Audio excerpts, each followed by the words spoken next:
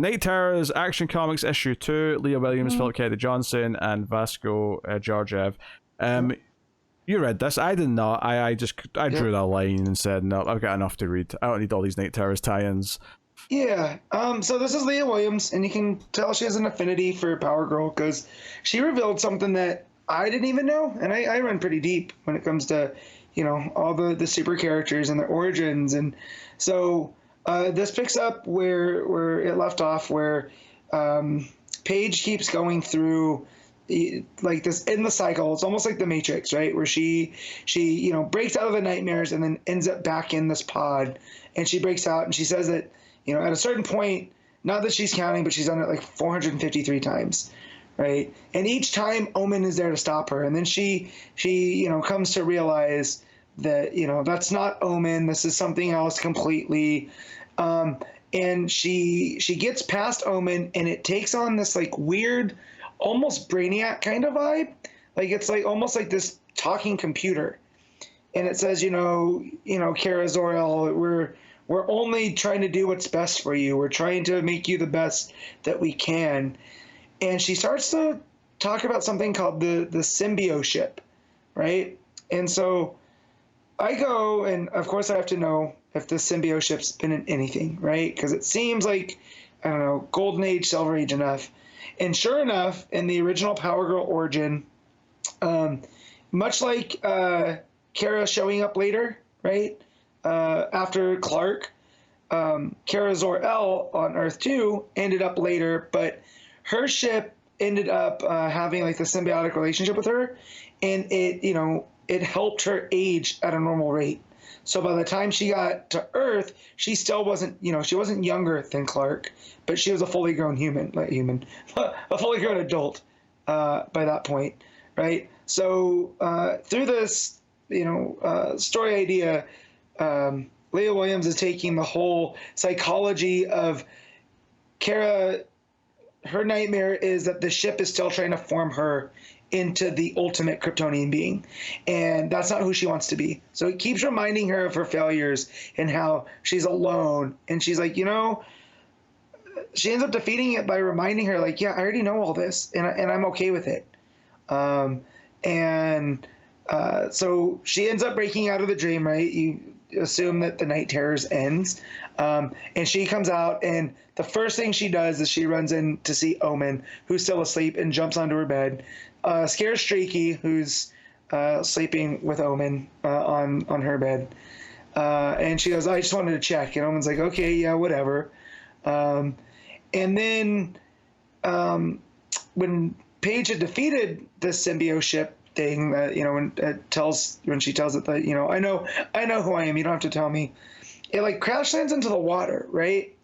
And the last scene in this part of the story is what looks like a piece of the ship getting onto a hermit crab, which then is picked up by some fishermen and brought back into a port, where now it looks like it's spreading almost like a Brainiac virus kind of thing onto the small little island. It says to be continued in Power Girl. So much like the Detective Comic ones, we just it seems like this is it's at least Leah Williams trying to work in to a later story. Whatever her nightmare was, it'll be able to play into whatever the Power Girl story is. I'm gonna mess it up, but Georgiev, whichever one it is. The art's pretty good. We get a lot of repeat stuff because as she's going out and breaking out of the Matrix, it's a lot of like kind of copy paste the panels that we've already seen, but it's done in a real like artistic style where it's not just the same ones on repeat. They're kind of scattered about, so it looks real cool. And the fight scene with the symbiote ship isn't so much a fight, but it's her talking, but there's still some dynamic there in between them. Like the art's not just single panel type stuff. It's a big splash page of her telling the ship no. So really liked it. It is not that it's a necessary piece to the Power Girl story, but you can tell that Leah Williams really has an affection for Power Girl and wants to make her stand on her own, even through something like Night Terrors. So That was the first half. The back half is the continuation of the Cyborg Superman nightmare that the Super Family's having. From what I remember, I liked most of that first half of that story, and then at the end, I could tell it was pivoting into just like big action nonsense. Well, so you might want to go back and read this one just because of what it does with Osul and Ortho, because they're the main stars of this one.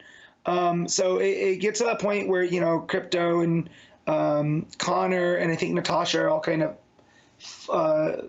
fused into this new cyborg Superman, and it starts to come after Ortho and Osul, and as they, you know, Keenan gets them out of the apartment and down into Metropolis, but they start to realize that Metropolis is now starting to turn into Warworld, and this is where they realize they're in this nightmare realm, and the first thing, as they're trying to run from Cyborg Superman, he starts telling the sister about, like, you don't really trust your brother, do you? Because, you know, he was brought back by you know, Superman making this deal to get the power from this old dead god, and you don't really trust that that's your brother anymore, right?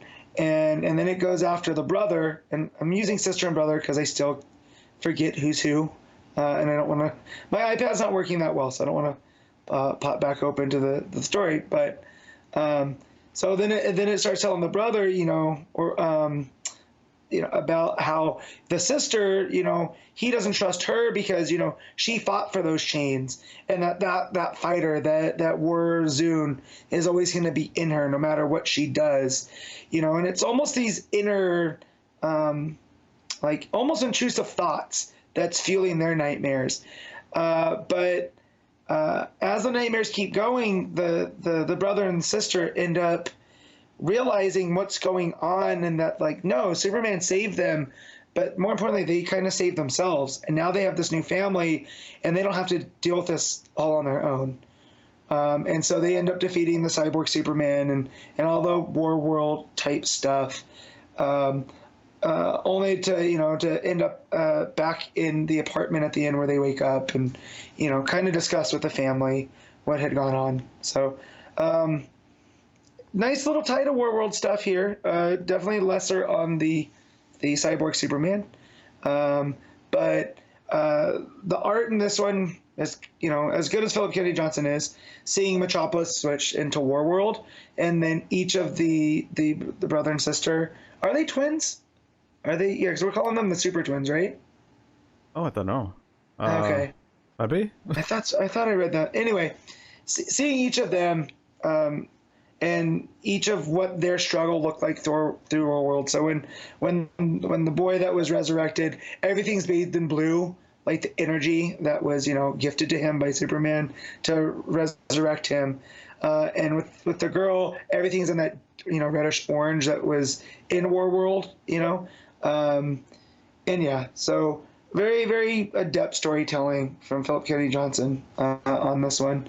So should I do each of the stories or just as a whole?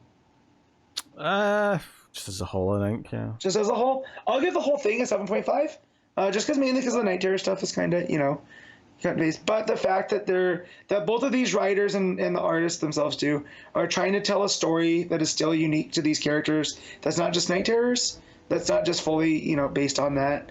I give that a lot of credit. So yeah, 7.5.